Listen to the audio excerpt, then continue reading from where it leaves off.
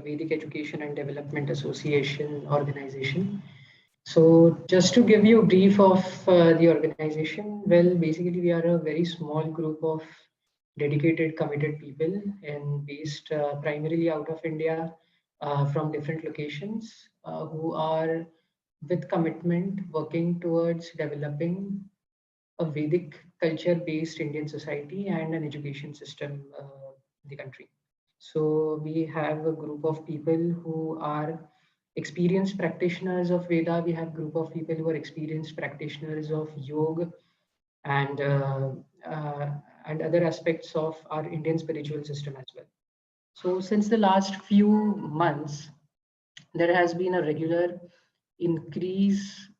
I've got a message, there is no video. So we will be sharing slides and we will be having audio-based discussions with you in this session as well as the coming sessions as well. Last past few months, people probably might have seen that there is an increase in surge of curiosity and awareness about the knowledge and learning of the Vedas. No doubt there have been people in India who have been studying Vedas, who have been studying the Upanishads and the Hindu scriptures as a part of their Vedic sadhana, as a part of their Vedic Chintan every day, regularly. And uh, this group has always been active in this country, but certainly we see a mass surge in the regular general consciousness, the collective consciousness of the Indian community, as well as a large community abroad. And so we thought to come up with a course to provide deeper insights. The reason being that a lot has been spoken about the Vedas, a lot has been talking about the Upanishads and allied sciences, allied Vedic scriptures. But I think what I primarily suppose is there are a lot of dots that have been shared all around in the internet, and even probably a few other courses as well. So we decided to validate uh, with authentic source of data, number one. Number two, it is really very important for a Vedic sadhak, specifically to speak about a Vedic practitioner who is really curious to understand what Vedas really are and what are the deep insights and knowledge that is contained in the Veda, to know that to exactly connect these dots together and form a complete picture so that there is no confusion, because we see here and there are a lot of things spoken about Vedic Karmakand, there are a lot of things spoken about Hindu Dharma, there are a lot of things spoken about different bits and pieces picked from different scriptures, spiritual scriptures, but there is no holistic discussion that really happens around. So this is very important that we have a very clear picture in front of us about what really the Vedas are. I would request, there are people who are playing with their screens, kindly don't do that, because that would be a real displeasure to many people around in this group. So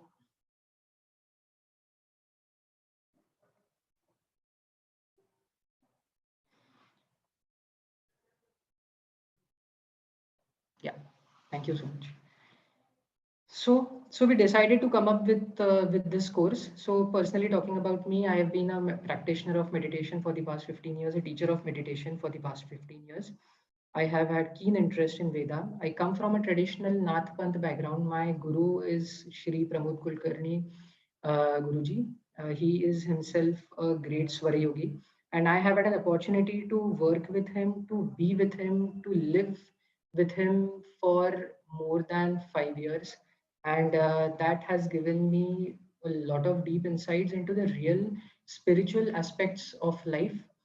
And having said that, Vedas is actually, when we speak about Vedas, there are a lot of intellectual stuff that we see in the internet. There is a lot of intellectual stuff that we see all around. However, Veda is a pure sadhana, which we need to understand. Unlike any other sadhana, like for example, if we speak about yogic sadhanas today, which have become really very common, and we celebrate yoga days all around the world today, and these have really become famous because of some great entities that have tried to spread the knowledge of yoga all around.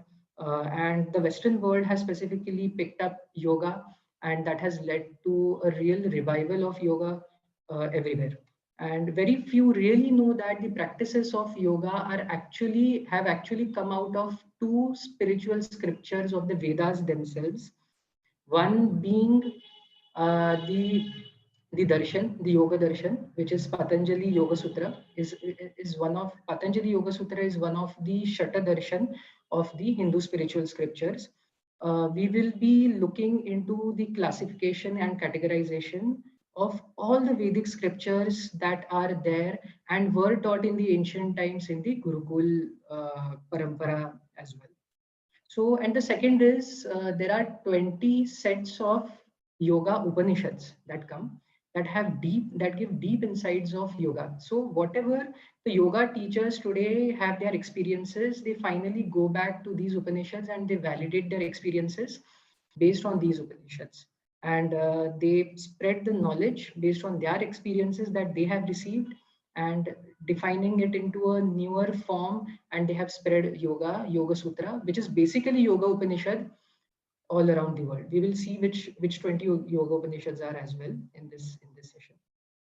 So uh, like I was saying, there is a sudden surge of curiosity, awareness, and inclination of people to understand Hindu dharma.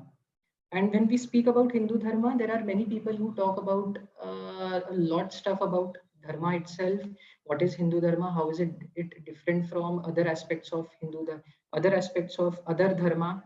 And is Hindu Dharma different from Sanatan Dharma? A lot of discussion that is happening all around. We will probably in the question and answer session at the end of today's session.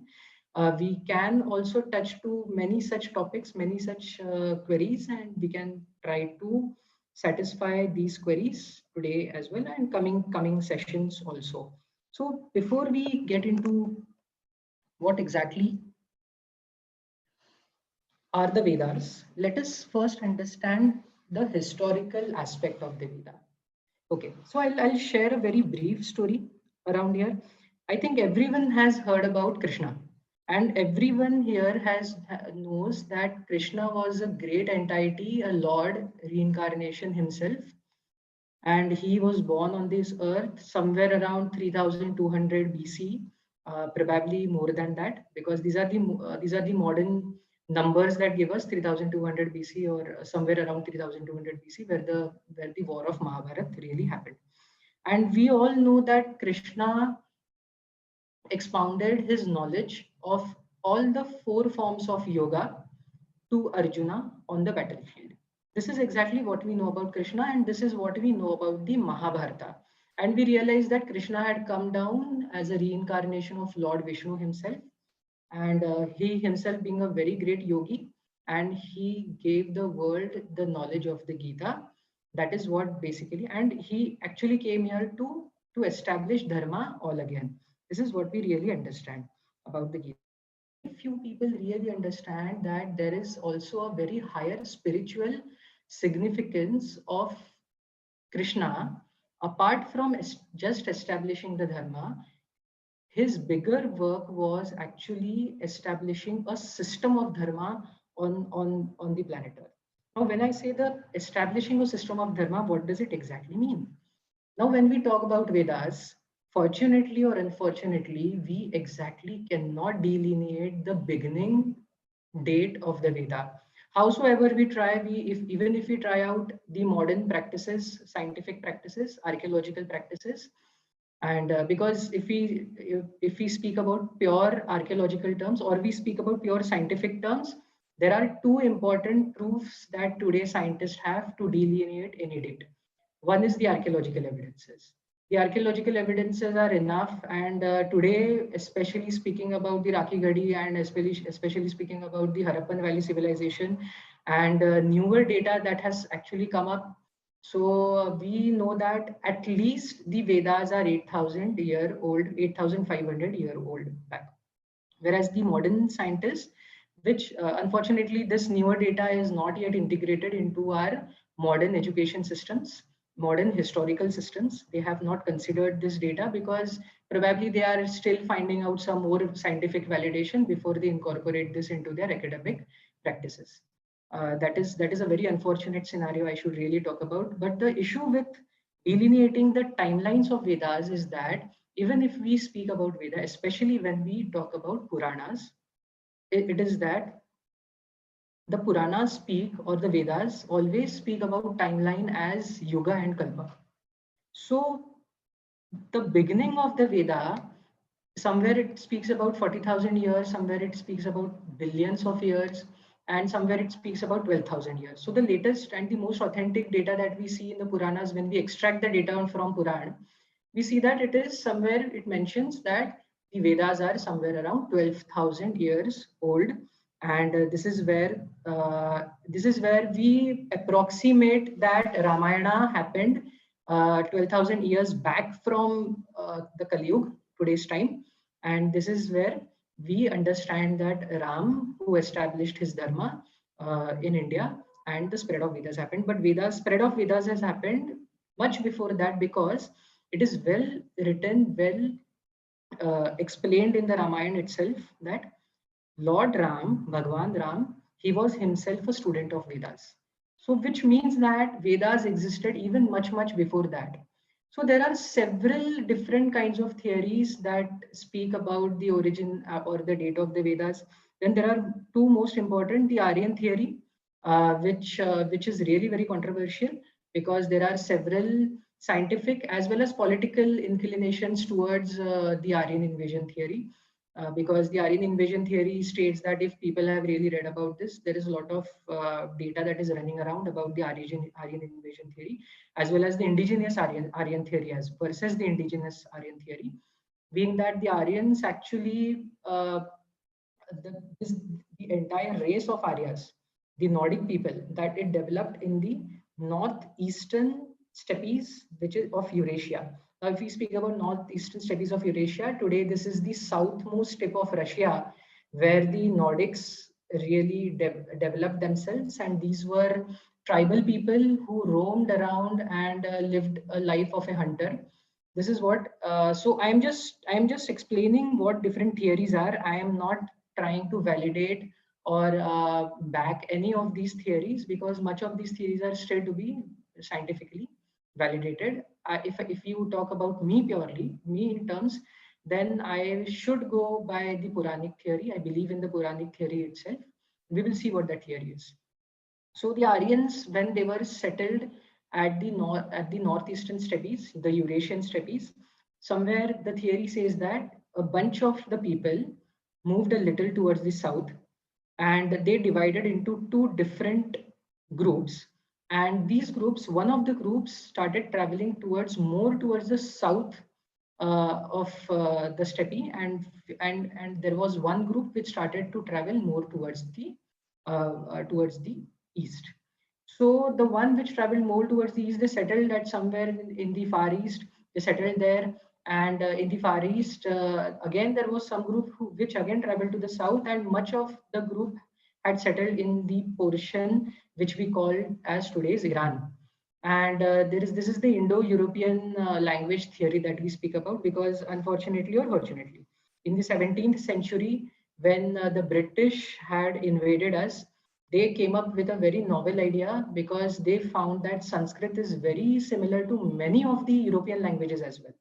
So there has to be some common lineage. And to their wits, they realized that it is impossible that Sanskrit might have moved from a third world country to a richer country, to the Western country. It is much more possible, and also on the basis of Christianity. So again, I'm telling, I'm not against any religion out here, but these are facts, and these are things that are out there in the open access museums, in the open access libraries. People can just go and read, and these are facts. So facts are facts, and we have to present them, we have to discuss them. So they said probably because of the language. Now there were archaeological facts, then there were physical morphological facts, there were scriptural facts. These three facts were somewhere distorted, and a new theory was propounded, which was uh, kind of not a very great theory even at that time, but there were certain political pressure on the Christian world to accept this theory in the 17th, 18th, and 19th centuries. And this theory was entertained and accepted all around the globe without any hesitation. And there are several, we must speak about this. There are many French Indologists who took real great uh, pleasure, who took real great effort to study Indian Indology in the true sense, in a very impartial sense, unbiased sense. And they have come up with their own scientific theories, uh, which which actually validate a lot of Puranic theory as well. So this is the Aryan migration theory, which states that somewhere around 2000 BC, the Aryans from Iran, because we have a lot of language commonality between the Iranian ancient text, the Avesta, and the Vedas. And there are also many rituals, especially the yajna. The yajna, that is the most common and the most fundamental symbol of Vedic tradition. And we consider a yajna to be a symbolic, but a yajna was developed later. It was the sukta which were developed earlier. The mantras. We will also see what are suktas, mantras, how are they organized, etc. We will see all that as well. And so this theory states that the Iranians somewhere, they were not the Iranians then, and they were Indo-Europeans who traveled towards the southeast. They entered India from the area of Afghanistan, today's Afghanistan and Pakistan, which is the northeastern area, and they settled at the Sapta Sindhu River, where they started developing their own civilization. Now, there is also one more controversy that is added in this theory. The controversy being that the Aryans invaded the land of India, which means they had to, because so if they are invading a land of India, conversely, there has to be a population which is aboriginal to India, which is existing before the Aryans, and then there should be a theory that the Aryans are invading that aboriginal population. So they found, okay, fine. So there are two different kind of races that we see. One is the northern race and one is the southern race. The southern race is morphologically more similar to the Negroids, which probably might have moved from Africa to from Mesopotamia. And there was certain migration that certainly has happened because the geographical structures of the ancient earth was quite different than what we see today. Probably the continent of Australia on the south was actually connected to the subcontinent of India, and there must have had a lot of migrations that have happened from Africa to India to the Gulf to Western population and Australian population as well. So we don't reject that at any cost, but we certainly have to reject one thing, that probably the Aboriginals were the Dravidians who had their own set of religious rituals and beliefs, and these were distorted and disrupted by the great Aryans who were hunters by profession, and they were tribals, and they were moving migratory tribals. They invaded, and these were the one who discovered, or who invented wheels, and who invented the bullock carts or the carts. So and they invaded India where there were aboriginals which were Dravidians, and then they controlled this entire population. They enslaved, and they distort the word das, which says that they enslaved people and called them as das, who were the aboriginals here. And because the Aryans belonging to the European steppes were white, and they are morphologically, and even today few people say they are even genetically similar to the steppe population, or the Nordic population. So this is what the Aryan invasion theory speaks about. Then there is Puranic theory. So the Puranas state that the Aryans were original to the country or the land of India itself. The Aryans, nowhere it says that Aryans from anywhere came from outside and entered into India, or they invaded the land of India. There should have been at least one document, one scripture, because the Puran, if we speak about, Puran gives us a great historical aspect of the Indian culture, or the Indian spirit.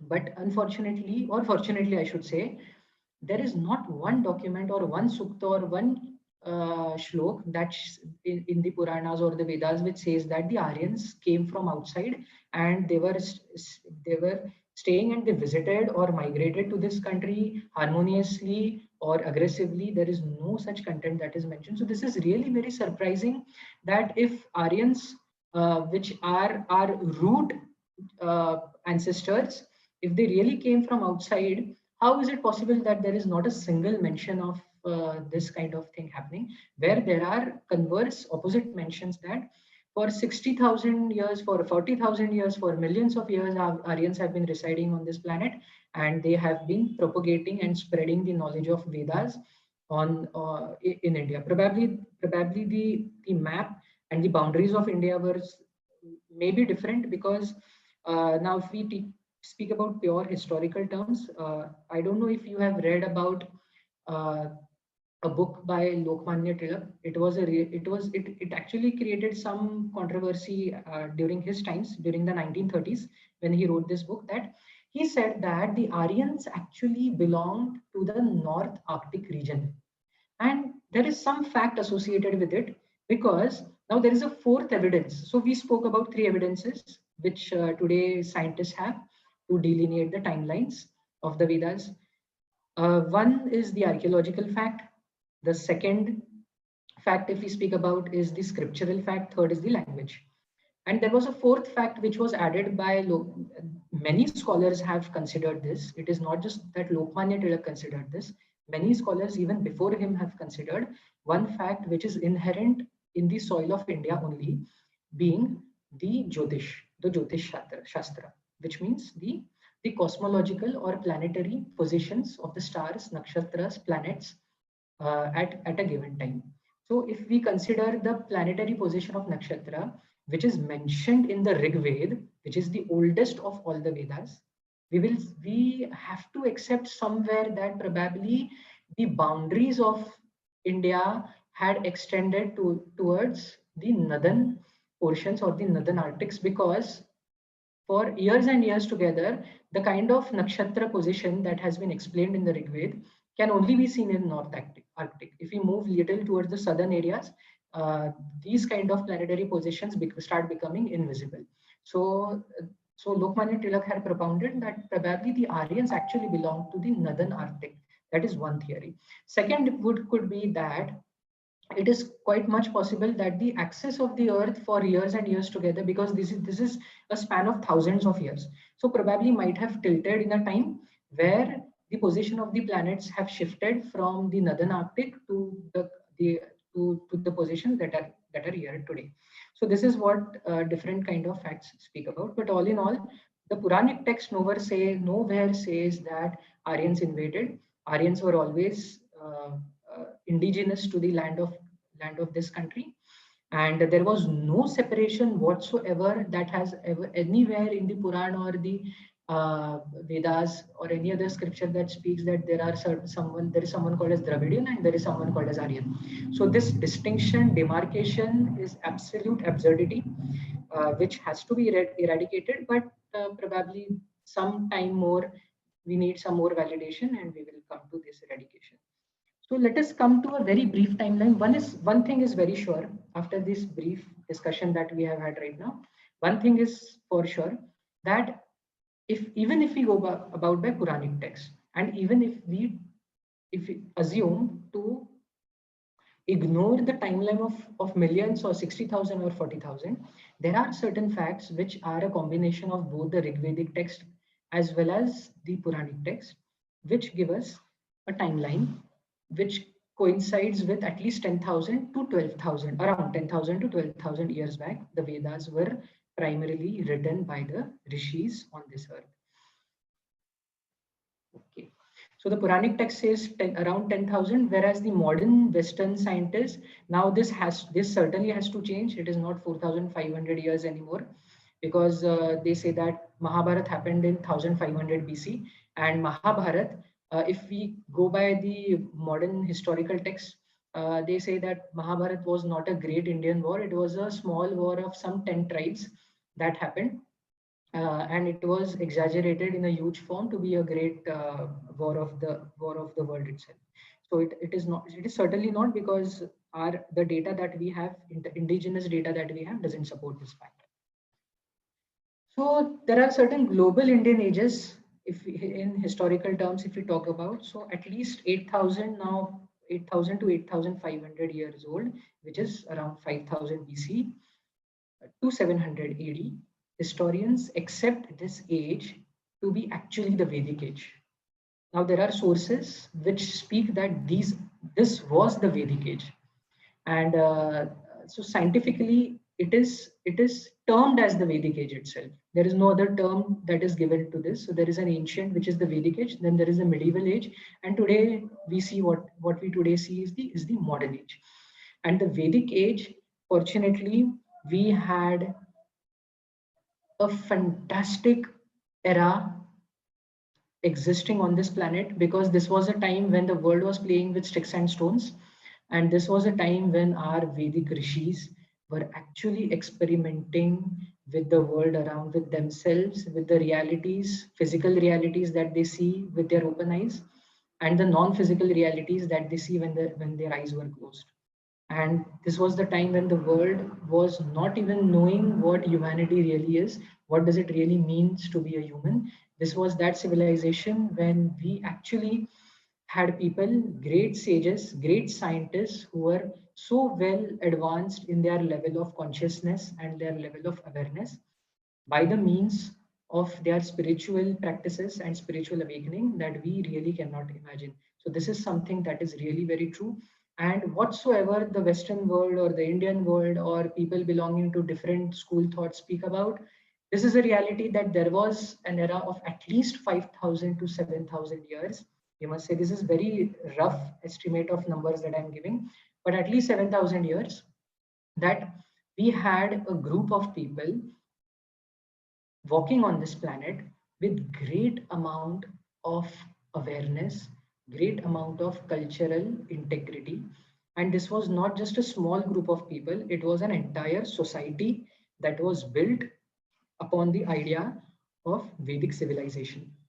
So we are the ones who have primarily built this Vedic civilization, and somewhere given to the Western world as well. Unfortunately, because of because our own ignorance and negligence of documentation, one. Number two, because of a lot of invasions that happened upon this country for thousands of years, and again our own beliefs and misbeliefs, we did not document our own systems properly, and everything was not a very happy-go-lucky kind of a scenario. It was not just because there were some certain external invasions that happened upon this country that we lost our Vedic culture. No, that has not happened. Even before uh, the invasions that have happened. So what I'm trying to say is, no doubt there have been invasions that have happened. No doubt that we have lost a lot of cultural integrity, especially when we speak about Indian cultural integrity. We are talking about the Vedic cultural integrity. Now, when we speak about Sanatan Dharma, we speak about Hindu Dharma. Hindu is a word which was given to us in very, very later stages. So, the root of the Indian civilization, the root of Indian uh, culture is the Vedas, and this is the Vedic civilization that was really very developed and really uh, taken care of for thousands and thousands of years. So people have added thousands and thousands of years of sadhana to developing the knowledge of the Vedas. Unfortunately, there was a period of 1,500 years, which even our own indigenous people, who considered themselves to be the master of the Vedas, had restricted the knowledge of the Veda to a very small specific population. There have been multiple conflicts and rebels, spiritual conflicts and spiritual rebels. I'm talking about. I'm not talking about the wars that have been fought against foreign invasions. I'm talking about internal spiritual rebels, and there are evidences of these rebels which we cannot deny. And this is also one of the primary reasons that we ourselves become negligent to our own cultural civilization, a great civilization, which could have been not even spiritually but materially the most advanced civilizations of the world. This did not happen. Spiritually, we reached the nemesis, we reached the highest peak of knowledge. What we call as, we started from the Vedas and we today end towards the Vedanta. Vedanta means the end of Vedas, the end of the knowledge of Vedas. And nowhere beyond that anyone can think about or realize. This is the final end of all the realizations, the Vedanta that we talk. So we reached there. And we had also, in the name of Nyaya and Vaisheshik by Kanad, by Gautam Rishi, we had also started, and many more like Shushrut, Charak. They have given us a lot of valuable insights upon material sciences, which were also carried outside, because there are facts, there are established facts that people out in the Western world, even in the Islamic world, used to travel to our country for education purposes. Today, exactly what happens is, today people all around the world travel to European or American country to gain best of the educations, and they come back to their country, probably settle there. This is what used to happen in India. People used to come to India because Indian education was considered to be one of the best, not one of the best, the only best education system, which was advanced than any other civilization on this planet. There was certainly a time which unfortunately we lost. So we cannot discuss much upon that. So what are Vedas? I thought I'll give a brief idea of where do we stand in the historical perspective, where the idea of Veda started. So this is something very important that we all need to understand. So there was time in the history of this country where the Vedas were developed at its peak, and there was nothing more to be known about. Unfortunately, Vedas is a huge science. If we try to go and find a beginning of this study, where should I find it? There is no beginning. That is why it is said that the Vedas are so large that there is no beginning and there is no end. There was probably more than 10 lakhs to 20 lakhs. Uh, this is not an exaggeration, of books which were maintained in the universities of India, which were on the which were commentaries on the Vedas, which were explanation of the theories of Vedas and all that stuff. This is so much. So there is no beginning or there is no end to the Vedas. So it is very difficult for a new practitioner, a beginner of the study of Vedas, to understand where exactly should I begin with. This exactly had happened years and years back, at by the end of Satyug, Treta Yug, and somewhere in the beginning of the Dwapar Yug or the end of the Dwapar Yug itself, where there was a huge fight that was internally, there was a spiritual rebellion that was happening within us, within the spiritual system of India, where should we go by the Karma Kanda, which purely speaks about the different rituals, the ceremonies, and the yagya, etc. It speaks about that. Should we go with the Jnana Kanda, or should we go about the Upasana Kanda? There was not much fight that was happening between the Upasana Kand people belonging to a school of thought which followed the Upasana Kand and the Jnana Kand. They went hand in hand. But there was a huge rebellion which was happening between people, those school of thought, which conventionally believe that it is only the Karma Kanda aspect of Ved that is the highest reality. And there was the Jnana Kanda people who believed that it is not Karma Kanda, because Karma Kanda has its own limitations. It is the Jnana Kanda that actually leads to a human's emancipation. The Karma Kanda probably can lead a soul to heaven. So this is where the concept of heaven first came in the Rig Veda. So there is something called as heaven. And why we do the Karma Kanda, why we do all the Vedic ritual practices is that so that from this lok we move to the lok of the heaven. We need to scientifically understand what is heaven. We need to understand what is Bhulok. We need to understand what is a lok which is beyond, even beyond the Bhulok. It is not actually some real plane or real existence or life universe that is existing as Bhulok and Swargalok and Patalok, but it is the consciousness of our seven chakras. It is the consciousness of our elemental consciousness within us itself that defines our state of consciousness. Either we are in the Patal Lok in our consciousness, or we are consciously we are in the bhulok as humans, or we are existing in the Swargalok, which is the higher supernatural planes of our own internal existence as well. We won't get into the deeper scientific aspects of this three existences today, but slowly and steadily, as we go ahead in our sessions, we are surely going to touch to the roots of all the spiritual systems that come under the broad roof of what we call as Vedas. And we will have a very clear understanding in today's how exactly what does exactly Veda really means. We'll have a very clear understanding of that today. So even at that time when there was this rebellion that was happening between the Karma Kanda and the Jnana Kanda or the Upasana Kanda people, the scriptures were actually quite a lot haphazardly placed in different schools because there was no standardization in place.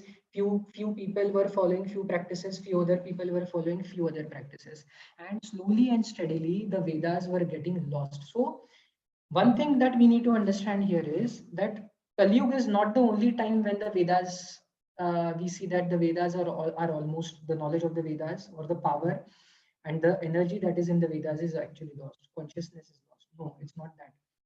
Such instances have been happening on this soil for years and years in repeated cyclic fashions as well. And every time there has been a yug where we feel that the Vedas have been lost, there have come great sages, there have come great people. Like for example, in the Kali Yuga, we see Vivekananda. When we talk about Vivekananda, what did Vivekananda expound in his words? If we read complete works of Vivekananda, we will realize that all he has spoken about is the word of his Guru Ramakrishna Paramahansa. But the word of his Guru Ramakrishna Paramahansa is actually the word of Vedas. It is entirely Vedic scripture in its pure form. So whatever Vivekananda speaks is Vedas. And again, Vedas were revived. Before Vivekananda, there was sage Shankaracharya who revived the Vedas. Again, there was a fight between Karma Kand and Jnana Kand. Even during the Shankaracharya's eras, probably we might be aware that there is a very famous argument or a debate that happened between Shankaracharya and Mandan Mishra. Mandan Mishra was a very staunch supporter of Karmakand, whereas Shankaracharya was a proponent of Vedanta. Let us understand one thing: Vedanta is not given by Shankaracharya is not the founder of Vedanta, which is a very big misunderstanding that people have around. Badarayan is a rishi or a scholar who wrote his book called as Brahma Sutra. We have Brahma Sutra online available. You can just go and read Brahma Sutra. So this is the first time where Badarayan gives us expounds the theory of Vedanta, and Shankaracharya picked the theory of Vedanta. He experienced the entire theory of Vedanta, and as a living example, he spread this theory of Vedanta all around, and the Vedas were revived all again. So before this, there was one great sage who revived the Ved again. Before Vivekananda, it was Shankaracharya. Before Shankaracharya, there was this one great sage who revived the Vedas all again, and this great sage was Muni or the sage Kapil. Now, Sage Muni is very famously known to have written the philosophy of Sankhya, the Sankhya Darshan, or the Sankhya Yoga that Krishna speaks about in Gita is the same Sankhya philosophy that actually Kapil Rishi had expounded. Again, during the time of Kapil Rishi, the Vedas had lost its importance, and Kapil had to bring the Vedas back to life all again. And before Kapil Rishi, we here find that there was this one great person in the name of Krishna Dvaipayan. Now, why he is named Krishna Dvaipayan? The reason being that his color was brown, and he lived in an island in the river near river Yamuna. And during his childhood, he left his home. He moved to the bank of river Saraswati, and he decided to do severe penances and austerities, perform austerities there, and gain knowledge. And it is said that Goddess Saraswati herself blessed this person, this great sage, and told him that you will be doing a great job of compiling the entire knowledge of Vedas and giving it to the world. And because he compiled this entire knowledge all again, so what this great guy did was he compiled, because it was all haphazard, there was no standardization that we talked about. So someone taught something, someone taught something else. The Rigved, Yajurved, Atharvaved, Samaved that we see today did not exist in this form. Few verses of Rigved were seen in Yajurved, few verses of Yajurved were seen in Samaved, and there was no proper standardization, there was no proper collective organization of the Vedas existing. So this is very one important aspect that I will add. In the very beginning of the Vedic civilization, Atharva Ved was not considered to be a Ved. So people have often spoken about only three Vedas: Rig Ved, Samaved, and Yajurved.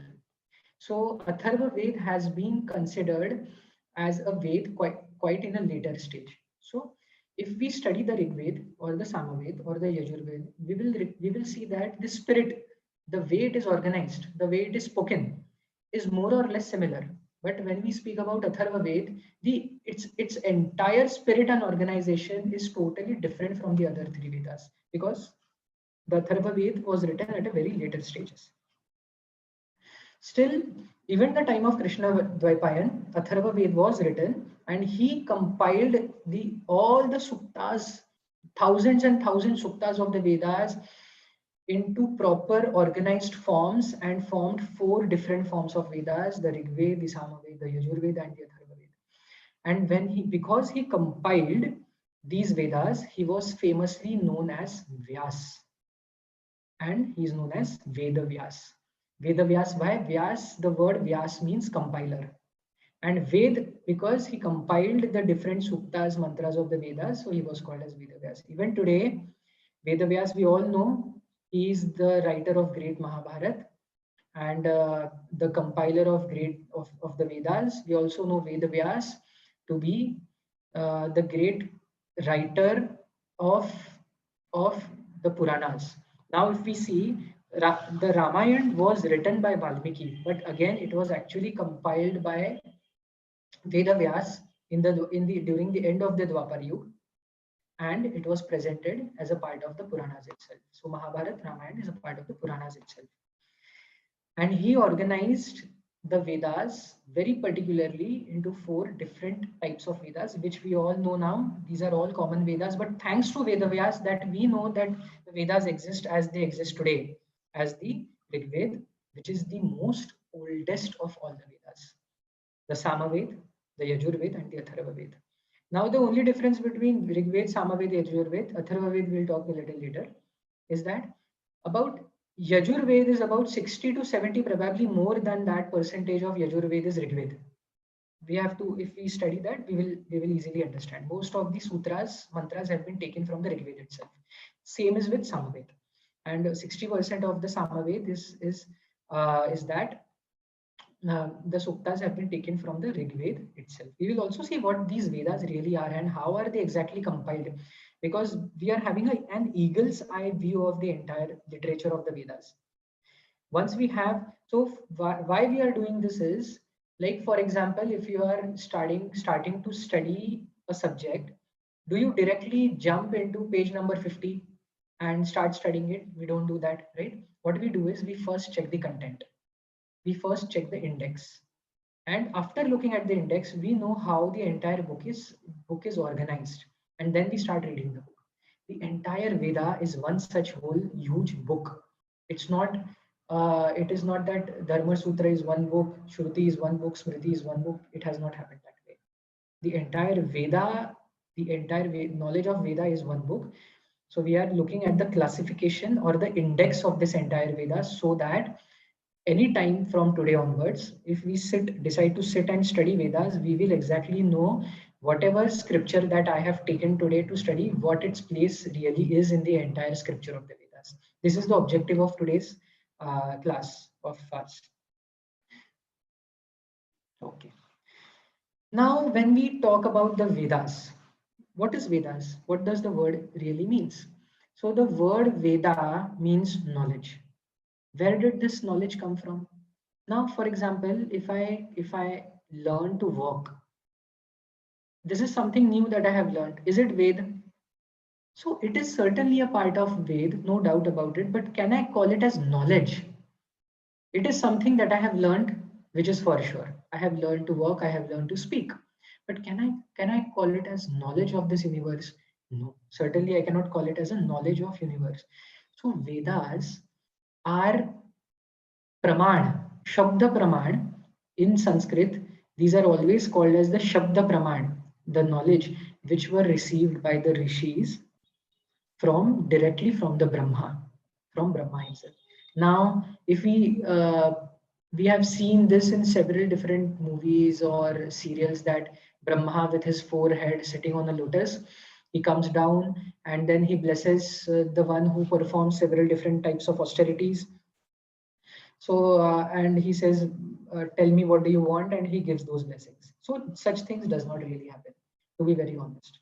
If you are a true sadhak, if you have been going through true sadhana for quite some time now, you will realize that Brahma is a principle, the fundamental core principle that exists deep down inside us. And realizing this Brahma and whatever emerges out of this Brahma is true knowledge of the Vedas. And this is exactly what spiritual awakening or emancipation or mukti really means. What mukti means is going deep down inside myself and knowing who I am, knowing that I am myself a Brahma. This knowledge is called as Veda. This is the core of the knowledge, and this is the knowledge of the Upanishad. We will see in great detail what exactly this knowledge really means in different forms and ways in the coming sessions. This is a 21 Sunday session of Upanishads. So when we talk about Vedas, these are called as the Shruti. So the entire scripture of the Veda is divided into two aspects. One is called as the Shruti and one is called as the Smriti. So what is Shruti? Shruti is something that was heard. Heard means the rishis directly heard certain words from Brahma himself, and they remembered it. Because why I'm saying remembered it and why not written it? The reason being that during the ancient phases of Vedic civilization, there was a time of at least 5,000 to 8,000 probably years where the Vedas were transmitted purely orally and they were not written in any form because there was no script that was available to write. It was not that there was no script could have been discovered or invented to write Sanskrit. That was not the problem. The crux of this entire concept was that this knowledge was considered to be so precious that storing it into a written form was actually considered to be great humiliation to this knowledge itself. And this knowledge was only transmitted from a guru to his shishya in a guru shishya parampara in gurukuls and apart. And this knowledge spread from person to person and guru to shishya. That shishya become a guru and he spread it to his shishya, and it had this happened in a sequence of thousands and thousands and thousands of years until recently, some 2000 years back. The script of Sanskrit was introduced and people started writing Sanskrit. People started writing the Vedas in Sanskrit. Imagine, even the knowledge of Puranas were not written, but they were only kept in the minds of people.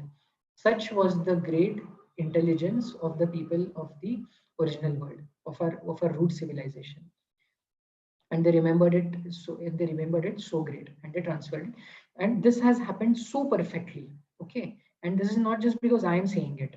It has happened so perfectly that not even a single syllable in either of these four Vedas have changed in the entire history of the Vedas. Even when these were not written, not even a single syllable has been changed. It is exactly in the same form, in the same format as it was expounded, as it was heard in the form of Shruti, and as we see it today. The only difference being that the language of the Vedas have evolved. For example, the language of Rig Veda is the oldest Sanskrit, the classical Sanskrit language. We call it as the archaic Sanskrit language. Whereas the language of today's Sanskrit is much different and much more organized, because Patanjali took great, not Patanjali, I'm sorry, Panini took great efforts to organize the knowledge of the Vedas, the knowledge, the science of the grammar out here. So this is how things have really happened. And this is what we call as Shruti. That is the reason why what was heard by the rishis is called as Shruti.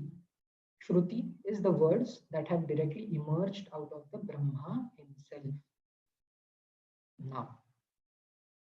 Now there are something called as the Smritis. So anything apart from the Vedas, anything apart from the Vedic Samhita, we will see what it is the is if it is not Shruti, then it is Smriti. So Smriti is something which is memorized. Shruti is something that is heard. It is Shabda Praman. And Smriti is something that is memorized.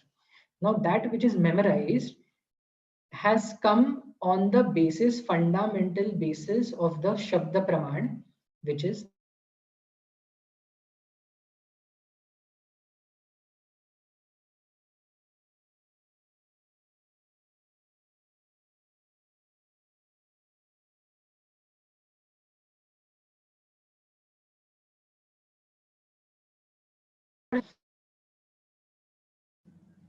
Umakhanji, I guess we lost your voice. And they take it as an example. There are few things that originated.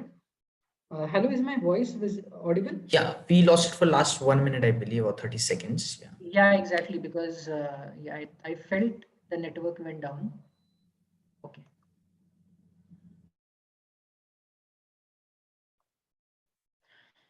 Someone is scribbling on their screens. Kindly don't do that. This is little distractive for the participants. Okay. So the Smritis are based upon the Shruti, that is what we were talking about. For example, Manusmriti, which we consider to be the base of human dharma, or not human dharma, Hindu dharma. It is not so. It is very clearly mentioned by Vyas in his books, in his compilations, that the Shrutis, if there is any contradiction, let us all remember this. If there is any debate that someone comes up and says that your Manusmriti or any other Dharma Smriti speaks about so much of nonsense, so let us understand one thing very clearly. The fact being that if there is any objectionary fact that is mentioned in the Smritis, okay, which is contradictory to the Smriti, to the Shruti, then that fact should be neglected. It should be totally eradicated. And people have complete right to not follow that practice. So this is the flexibility of the entire system.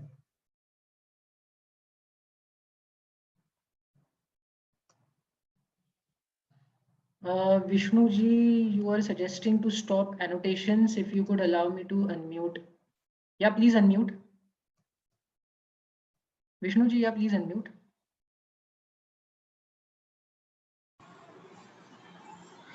Yeah, thank you, sir. So you could just scroll to the top of your screen. Yeah. While you're presenting itself. So there you could actually find a few options, right? So I'll just I'll go to No, those annotation. we actually cannot see them. So only you could see them. When you could just scroll up, like place your cursor over the top of the page, and then View something options, pops yeah. down. Yeah. That option. Go to the settings, and there you can find this disable annotations. Okay, annotate.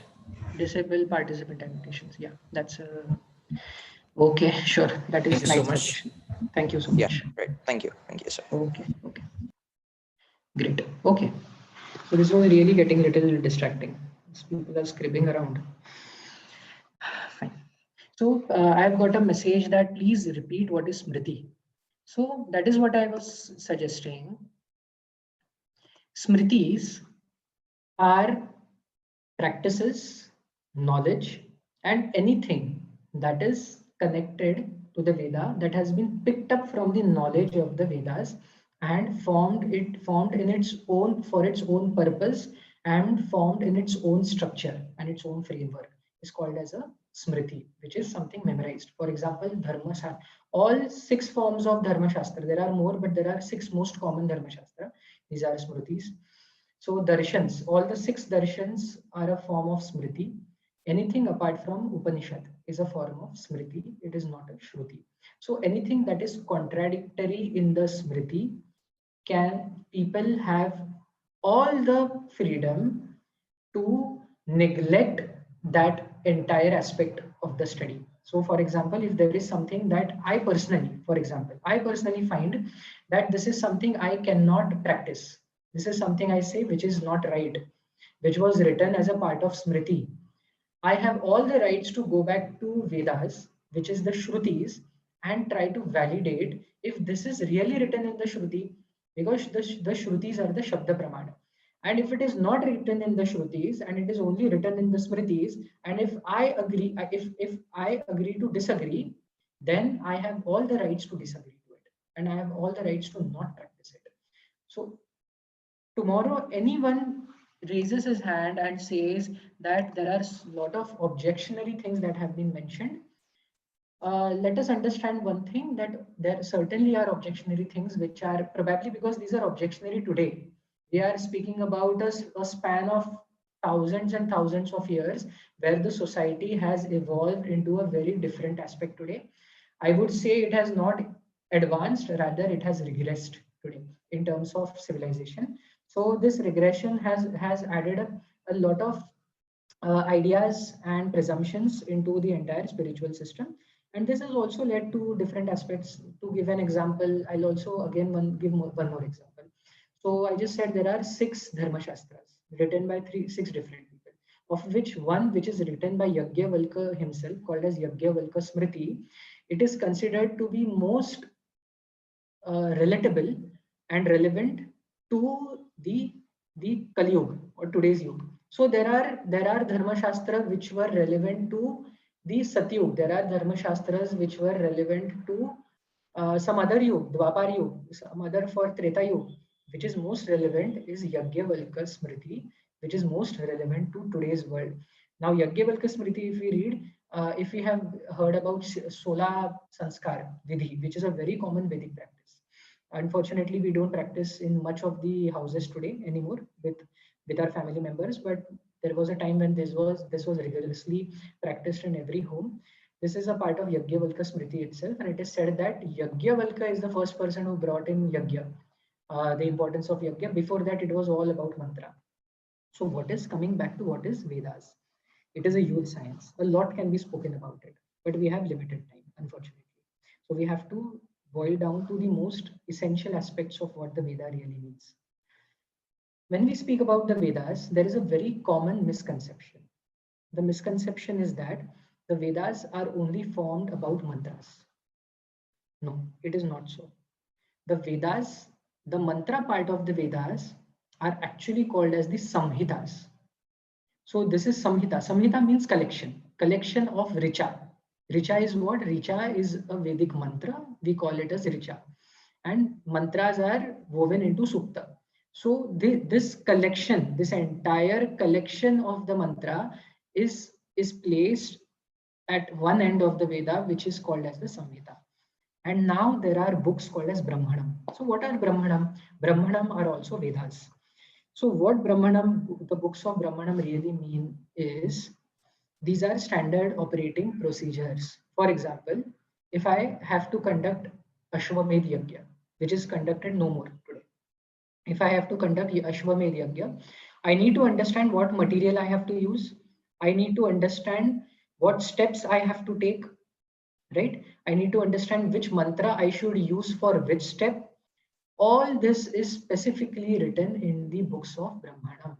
Before Brahmanam, there is something called as the Kalpa Sutra. We will come to Kalpa Sutra little later when we understand the Vedas much better. Now, this is so. Let us be very clear. What is Brahmanam? Brahmanam is the standard operating procedure of the Vedic Karma Kand. Now there are Aranyak. So the last portion of the Veda, the books of the Vedas, the last portion are Aranyak. Now Aranyak, why we call it Aranyak is because after a span of a few years, when you have done a lot of karma kanda, the sadhak used to come to a stage where he had this question, what is reality and who am I? His consciousness used to get elevated to a stage where he had this question. He went to his guru. He used to go to his guru and ask, who am I, and give me the knowledge of Brahma.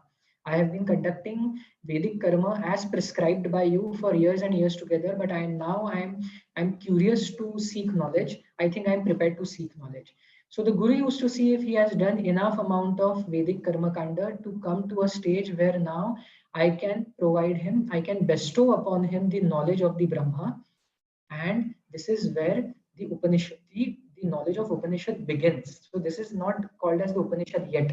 So the Aranyak, the knowledge part of the Vedas came into picture. Now from the last portion of the Aranyak are the Upanishads. Now what are Upanishads? They are more specific portion of the knowledge part of the Vedas where the Guru gives his Shishya, bestows his Shishya the entire knowledge of that which has to be known for his or her emancipation. So there was no discrimination between a woman and a man. Every person underwent the process of Upanayan Sanskar. We will see that in Shodash Sanskar. What is Upanayan? Because Upanayan is the initiation of Vedic knowledge, Vedic studies. And every person, be it a girl, be it a boy, male or a female, had the opportunity and right to undergo the study of the Vedas. So what is Vedas? Vedas is not just the Richa or the mantra. It is a combination of Samhita, the books of Brahmanam, the Aranyak, and the Upanishad. At the end, the Upanishad. So all these Praman. Okay, Shrishti ji is saying, please explain again from mantras and please go a bit slow. Okay, fine. Okay. So, see, we need to understand one thing very clearly, that any number of books that we study about the Vedas, there will always be a confusion. What should I study? Because if I open the book of Richa, okay, book of Samhita, which contains, I'll give you one example. This is a very, Rigved is a very good example that I have considered here. I'll take this later. Okay. So what is Rigved? Now we will see the organization of Rigved. Now the Rigved consists of 10 mandal. There are 10, these are called as 10 books or 10 chapters. You can call it anyways. You can call it book or you can call it chapters. So there are 10 such chapters in the Rigved. Now each chapter is a collection of sukta. Now what is a sukta? For example, if I talk about Purush Sukta, Purush Sukta is a combination or a compilation of 14 to 15 mantras of Vedas. So if I speak of the Gayatri mantra, Om Bhurbhuvasvaha Tatsavitur Varenyam Bhargo Devasya Dhimai Dhiyo Yona Prachodayat, of this the original mantra. Apart from the part Om Bhurbhuvasvaha, the mantra actually starts here. Tatsavitur Varenyam Bhargo Devasya Dhimahi Dhiyo Yona Prachodayat is part of the Rigved. Okay. Now, if I add 13 or 14 more mantras, on an average 9 to 10 mantras, I form a sukta. So there are 10 such books, and on an average, each book or each chapter contains some 190, 170 to 190 suktas. And so there are a total of 1028 sukta. And every sukta is composed of, on an average, say somewhere around 10 to 12 or 14 mantras. It varies from sukta to sukta. There are about 10,555. I have rounded it to 10,600. There are around 10,555 Vedic mantras that are mentioned in the book of Samhita. So what are these Vedic mantras? If we open a Rigved and start studying Rigved, it is not going to be a story. It's not that. It is purely a compilation of praise and praise and praise of different gods. Okay. So there is no knowledge that is mentioned anywhere. This is the knowledge of this god. This is the knowledge of that god, or this is knowledge of this practice, or what is Brahma, what is not Brahma. Nothing of that sort is mentioned in the compilation of the book of Rigved. Nothing of this sort. It is purely a compilation of praise and praise and praise used for the process of worship. So it becomes very absurd if for a beginner of the study of Veda, what does it really means? I mean, does it really mean that it is Vedas is only about worshipping gods, the 33 gods that are mentioned? No, that is not so. The fact is that these mantras are actually should be used in a specific practice. And these practices are written in the books of Brahmana. So once we know, one thing that we need to understand with the Vedas is that Vedas, we cannot sit, if we open a book of Rigved, you cannot sit and start studying it and say, yes, I have understood it. No, you have to put it to practice. You have to put it into Karma Kand. Those mantras have been, most of those mantras have been taken into Yajurveda. 70% of the mantras of Rigved have been taken into Yajurveda. Now, most of the today's puja practices or Vedic practices that we have, for example, there are two types of Vedic rituals. Okay, when I use this mantra, Veda is a mantra sadhana using Vedic karma. So when I am doing this, there are two types of Vedic practices. One is called as the Griya Sutra, and one is called as the Shrauta Sutra. Okay. So Shrauta Sutra are public practices. Say for example, Ashwamedh is a huge yajna, and it is a public. It is done it used to be done at a large public place, and all such yajnas, all such Vedic karma kanda, Vedic practices, which were done in huge public spaces, are a part of the Shrauta Sutra. Okay. And Grahya Sutra, for example, I'll give you a very small example. If people have done any Navagraha Shanti at their home, I'm giving a smallest, simplest of the examples. If people have heard about something called as Navagraha Shanti, which is done at home, or if people have heard about Agnihotra, which is even today practiced at sunrise and sunset, or Tri Sandhya. So they will know that these practice belong to the Grahya Sutra. Now, if I open the Rigved book and sit on studying the Rigved, it's not going to make any sense. We have to know that which mantra has to be used in which Vedic practice. We will understand this when we come to the study of Sola Sanskar. Sola Sanskar is a very important practical application of Grahya Sutra of the Vedas. So this is how the Vedas are organized, and the later sections of the Rig Veda itself, for example, is the Aranyak, and the later pages or the end sections of the Aranyak is the Upanishad, and Upanishad is something that we are going to learn about. Is there any question here? Should we take a break? If people have any questions, you can just put it on in the chat, or if there are none, or if you want to take it at the end, we can just take all the questions at the end. We can continue with the session. So we'll take a 3 to 5 minutes break. Manisha ji is saying, please continue. What time is the lecture? Till what time? See, ideal time is 7 o'clock. Unfortunately, until 7 today, we won't be able to complete this session. So probably we'll have to take it the next Sunday as well. Or if you allow, we can extend it more 15-20 minutes. So that is how things might move ahead. So there are many things which have to be condensed and compiled in a single section lecture, which becomes very difficult. So that is why I'm asking, either I continue, we could extend. Okay, we have another Zoom lecture at 7:50. Okay, okay. So we will take the session until 7:05. We'll not take a break then. 7:05, 7:10. We'll just wrap today's session. Whatever remains, we'll pick it up in our next class. Not a problem. You won't miss anything for sure. Okay. Now let us understand how does there are 10,555 mantras only part of Samhita. Yes, Rajenji. 10,555 mantras are only part of the Samhita portion. So the Brahmanam is a separate sukta, not sukta. The Brahmanam is an entire separate book, and the Upanishad and the Aranyak. You are right. ठीक है.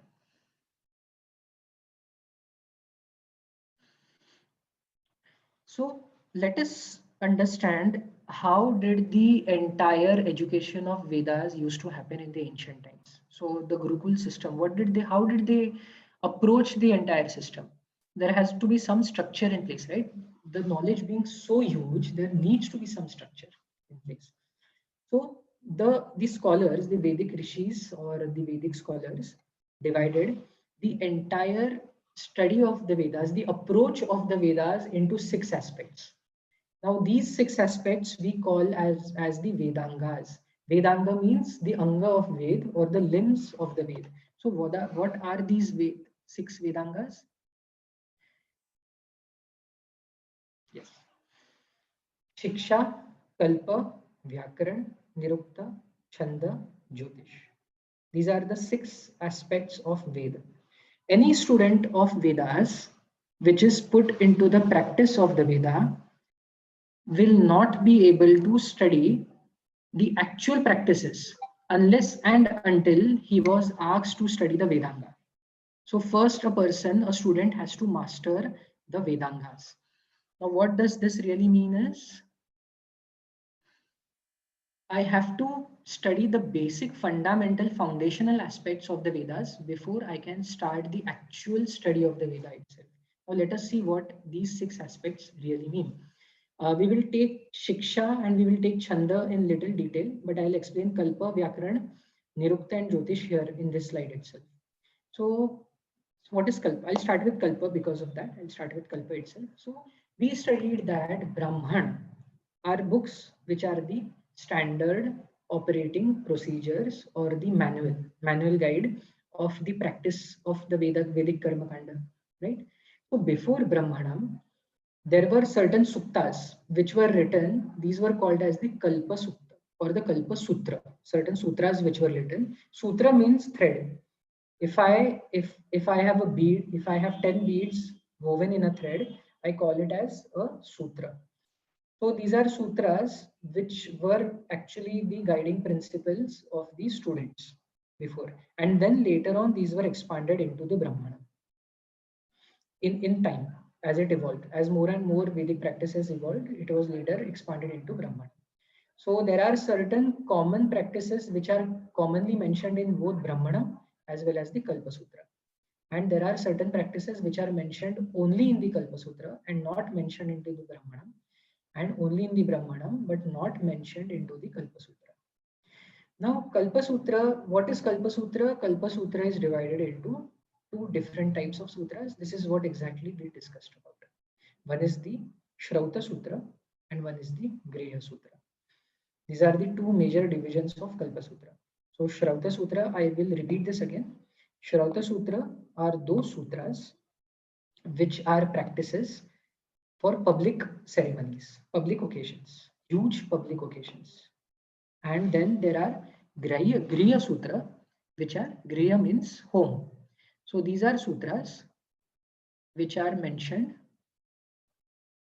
these are Griya Sutras which are expounded or written for practices that have to be performed at home only. And this is this is a very broad classification of the Kalpa. Then there is Vyakaran. Now, as I said that the Vyakaran or the grammar of Sanskrit that we see it as today, the advanced Sanskrit, is not the way in which Vyakaran was mentioned or Sanskrit was written in the Vedic age, especially the Rig Vedic age. So the language of the Rig Vedic age, Sanskrit language, and that of the Atharva Ved are very different. We can see a very clear evolution of the Sanskrit language out here. So the language has slowly and steadily evolved. Now, if we speak about Puranas, again the language is very advanced. If we speak about the other darshan, the language is very advanced. So these are written in advanced Sanskrit languages.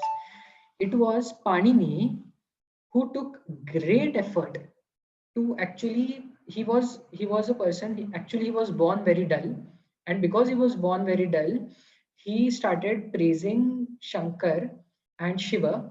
And Shiva, it is said that Shiva gave him the Maheshwar Sukta or Maheshwar Sutra. And Panini further elaborated these Maheshwar Sutra into different rules of Vyakaran, which are studied today. And these are the same rules and principles of Vyakaran, grammar, which are taught all around the world when a student learns Sanskrit today. So the advancement of Sanskrit language is pretty much endowed to Panini, but much of the work of Panini was actually spread by his brother called Pingla. So it is said that the books which are written by Panini, the grammar, uh, so the Ashtadhyay, Panini's Ashtadhyay, was actually written by Pingla, because he was a student of Panini himself. The brother was a student of Panini. So this is how things have gone ahead. So this is the student has had to undergo the study of Vyakaran, because unless and until he understands Vyakaran, he will not be able to break the conjuncts of the mantra and break it down into particular syllables to properly pronounce those words, because pronunciation in Vedic richas is considered to be very, very important. Then there is Nirukta. So Nirukta is something which is written by the sage or the scholar called Yaska. What Yaska did was, even today, if we study the Vedas, we study the Sanskrit of the Vedas, we will find that there are so many different words which have multiple meanings. One word has multiple meaning. For example, the word Dev. Somewhere the word Dev might mean a principle. Somewhere word Dev might mean an enlightened being. Somewhere a word Dev may mean illumination, an illuminatory aspect of something. So it had several different meanings. So what Nirukta did was, what Yaska did was, he came up with an encyclopedia of the most ambiguous words that are used in the Vedas, in the four Vedas, and he compiled those. He grouped those into different aspects, and he exactly explained the context of the word that is used, so that it is not misplaced anywhere. Unfortunately, what has happened is, many Western philosophers, many Western Indologists, when they studied, especially people like Max Muller or Griffith, when they studied the Vedas, they exactly picked up the distorted meanings of the words. The biggest example is the word koti, which we now, I think all of us are pretty much aware about. The word koti means types in Sanskrit, but it was taken as crores in Sanskrit and it was totally distorted. So this is just one small example. There are so many different verses, hymns, which are completely distorted by the Western philosophers, Western Indologists, because they had very less knowledge of Sanskrit. And those who were working for them in India were their pay, because these were their paymasters. They were totally aligned to the knowledge of, to the sayings and the orders of the Western masters themselves. So such things, political things have also happened and led to the current distortions of the knowledge as well. So Nirukta is the Yaska. We should thank him for exactly giving us an encyclopedia of which word should be taken in what context and not in any other context, so that the meaning is not distorted. Chanda, I'll take little downstairs. Jyotish. Jyotish was considered a very, very fundamental and important, significant aspect of Veda, because unless and until we study the planetary position, it was said that Rishi said that unless and until the planetary positions are auspicious, uh, the rituals should not be started. Number one. Number two, there are certain rituals, especially the Griya Sukta, which were given specifically to certain people, and these were based upon the Jyotish of these people. For example, I myself also study Vedic Jyotish, and I have seen multiple different uh, birth charts, and these exactly expound when we speak about the personality of people, they exactly give a very accurate explanation and the kind of inclinations that they have. It is a beautiful science. Unfortunately, the Western scientific communist society has distorted the word of Vedic Jyotish, and now they consider it as a superstition. Jyotish has its own significance. personally experienced this in my life and many people's life as well. So this is about Vedas. Let's take two Vedangas in detail, and for today we will wrap our subject. Bharti Shah says, is Nighantu and Nirukta same? No, Nighantu and Nirukta is not same. The sorry, the network is little unstable here. The objective of Nighantu and Nirukta is are similar. Objectives are similar, but these are two different books. Yasker has written Nirukta. So I'll take Shiksha and I'll take Chanda in a little further detail.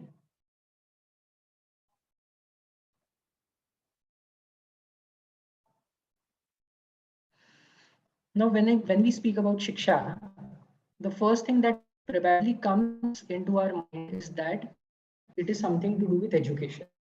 Yes, certainly it is something to do with education, but it is the learning of the system. Umakanchi, we are In losing your Vedas, voice. So sorry to disturb you. voice is Guess the breaking. signal is really not good. Signal is not right. Yeah. Is it audible now? Yeah, it is better. Is this better? Okay. So I'll continue with this probably. Unfortunately, we just have last 5 minutes that we'll continue. Okay, so the knowledge of Shiksha, which is the primary foremost study that a student needs to initiate into, is the study of sound. So Shiksha is not just education or learning. In the Vedic context, Shiksha means study of sound. Because unless and until the study of sound is complete, the meaning or the significance or the impact of the Vedic mantras cannot be experienced. The language of the Vedas, which is Sanskrit, was always and is so perfectly organized, scientifically organized, that it is beyond imagination. Even today, there are so advanced languages that we talk about are not so very well organized as the language of Sanskrit is. For example, there are several different sounds that are categorized based on the place of their origin. Say, for example, in Sanskrit, uras means chest. If I pronounce these syllable her, so where does it, if we all do it at our places, we don't need to unmute it. Just try it out. If we say her, where does it come out from? It comes out from my chest, directly from the center of my chest. So the origin is urus. Then there is kantha. If I say doesn't come out of chest. Doesn't come out of the root of my mouth. Comes out of my kantha or the throat. Then there is jivhamula, the base of my tongue. If I say ka, the base is little towards the throat, where the throat ends at the upper end. My jivhamula, that is the end of my throat, the end of my tongue begins. And when I say k or kh, I exactly emphasize, I give pressure, air pressure at that very end. So that is Jivamula. Then there is Murdhan. Murdhan is Lri. If I say Lri, I have to curl my tongue, curl it backwards and slightly touch it to the upper root. So that is retroflex, which is called as Murdhan. Then there is Danta. Without using teeth, I cannot pronounce the, the, the. So I have to use my teeth. Then there is Danta Moola. Ra is the, when I say Danta Mool, the base of the teeth. I say, when I say Ra, I touch my tip of the tongue at the base of my teeth, not at the tip of my teeth. So it is that very precise. Then the roof of the mouth is my talu. Ch, J. I have to use that. Then there is Oshtha. Similarly, there is Oshtha. We can keep on continuing like this. The Oshtha is lips. Kantha Talu is a mixture of my throat and my roof of the mouth. Kantha Oshtha. Oh, oh. I cannot use, without using my throat and without using my lips, I cannot pronounce these syllables. Then there is Danta Oshtha, and then there is Nasika. Nasika is ng, nya, na, na. Without using my nose, I cannot pronounce these syllables. So this is the first study. I have given a very simple example of the organization of the language or the sound here. The study of Shiksha is actually much, much more beyond that. It is a very small chapter. Shiksha is a very small chapter, but the study is far more fetched or deeper. It also speaks about what is the origin of the primordial sound. How does it come out of Brahma? It is mentioned there. It is also mentioned. It also mentions about the three pitches: the low, middle, and the high pitch. That has to be used in any Vedic mantra. For example, if you are doing a Vedic practice or a yajna in the morning, early in the morning, then it has to be in a very low pitch. If you are doing it in the afternoon, in the noon time, then it has to be at a middle pitch. If you are doing it in the evening, then it has to be in a very high pitch. So this is also mentioned in that. Then it is said that Narad had expounded his octaves, the science of Rag, out of the Shiksha, out of the science of Shiksha itself. And now we have Rag in our classical study, which is actually an outcome of the Vedic Shiksha. So many more such stuff are explained in the study of Shiksha. Shiksha is a very small chapter or a book, you can say, and you can find it online. You can study that also. If you have any doubts, we can certainly discuss it at any time. Now, second and the last for today's session that I speak about is Chanda. Understanding Chanda is very important. So, Vedic mantras are poetic. The spirit is also very poetic. When the rishi, out of his sheer enlightenment and awakening and emotion, he is making out a poetic verse. But it is not just going in any form. It has taken a very specific structure.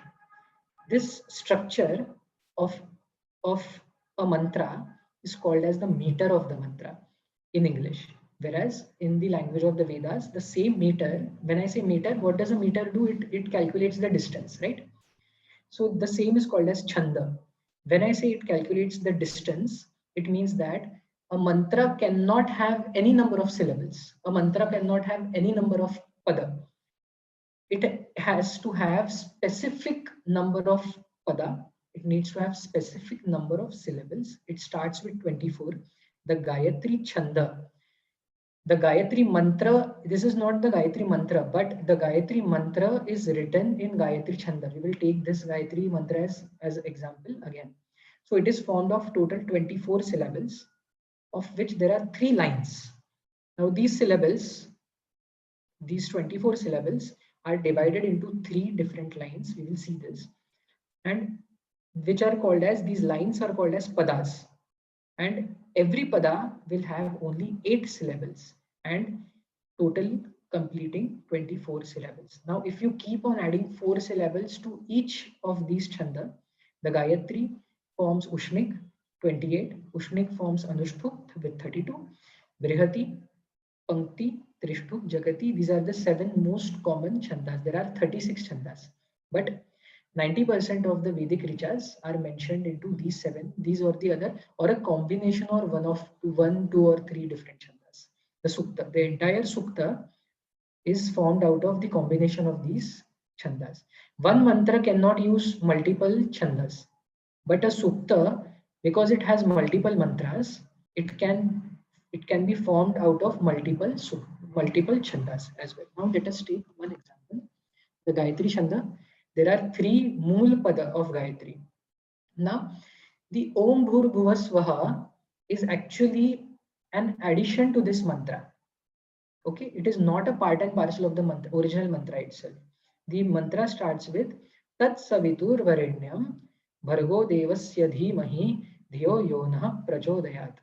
And there are 8 syllables in each pada. There are 3 such pada, 8 syllables in each pada, totaling 24 syllables, which means that Gayatri mantra is formed out of the Gayatri Chanda, is not formed of any other Chanda.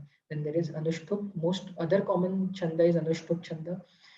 So this is also very common apart from all the other chandas. Anushtup is also a very common chanda.